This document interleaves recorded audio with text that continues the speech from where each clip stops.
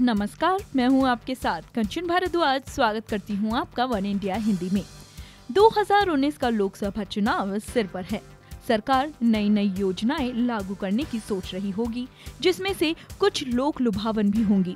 कर्ज माफी या ऐसे ही कुछ रियायती कदम उठाए जाएंगे जो सरकार पर कर्ज और सरकारी खजाने को खाली करने का काम करेंगे। हालांकि ये सब होने से जनता को फायदा होता है, लेकिन सरकार के खजाने की हालत देखकर लग रहा है कि ऐसा करना देश को कर्जे में डुबा सकता है।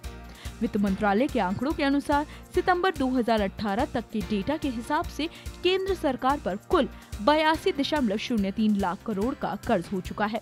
2014 में यही आंकड़ा 54.90 लाख करोड़ का था।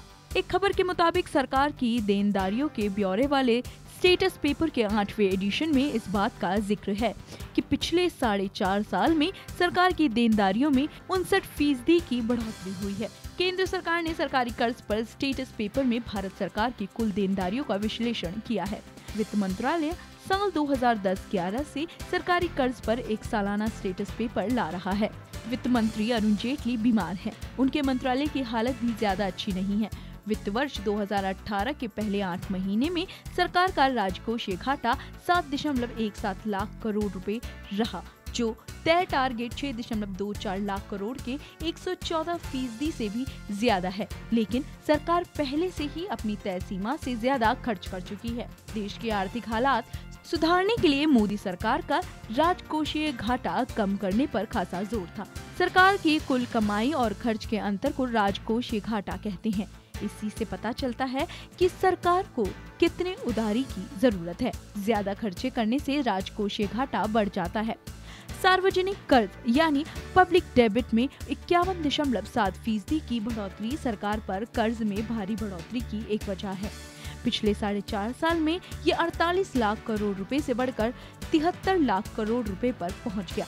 पब्लिक डेटा में ये बढ़ोतरी आंतरिक कर्ज यानी इंटरनल डेबिट में 54% की बढ़ोतरी की वजह से हुई है, जो लगभग 68 लाख करोड़ रुपए पर पहुंच गई। पब्लिक डेटा का मतलब सरकार की जनता को कुल बकाया देनदारी से है। ये मुख्य तौर पर बॉन्ड्स के जरिए दी जाती है। इंटरनल कर्ज का मतलब उस कर्ज से है जो सरकार अपने नागरिकों से लेती है। सरकार बॉन्ड और ट्रेजरी बिल जारी करके उधारी लेती है। सार्वजनिक कर्ज का मतलब प्रति व्यक्ति कर्ज यानी पर कैपिटा डेबिट से है, यानी एक व्यक्ति के हिस्से कितना कर्ज आता है। आपने सुना होगा कि भारत में बच्चा पैदा होता है तो इतने रुपए का कर्ज लेकर पैदा होता है। बस सार्वजनिक कर्ज वही कर्ज है जो लगातार बढ़ रहा है। सरकार में आने से पहले नरेंद्र मोदी और बीजेपी ने सरकार को घाटे से निकालने के बड़े बड़े वायदे किए थे। वित्त सचिव रहे अरविंद सुब्रमण्यम के नेतृत्व में बहुत प्रयास भी किए गए, लेकिन बढ़ते कर्ज की ये हालत देखकर कहा जा सकता है कि दवाई ने काम किया नहीं है। शायद अब और कड़वी दवाई लेने का समय आ गया है। फिलहाल इस वीडियो में इतना ही, लेकिन आप हमारे साथ बने रहिए और हमारे चैनल को सब्सक्राइब करना बिल्कुल मत भूलिए।